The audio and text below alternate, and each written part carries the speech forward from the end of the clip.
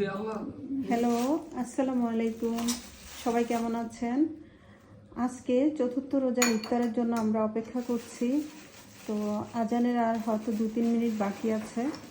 এই যে চতুর্থ রোজায় আমি আজকে যা যা করেছি, ছোলা আছে সাথে, এখানে প্রতিদিনের মতো একটু এখানে আছে মালটা, সালাদ। এখানে আজকে যেই মেইন যে ডিশটা করেছি এটা হচ্ছে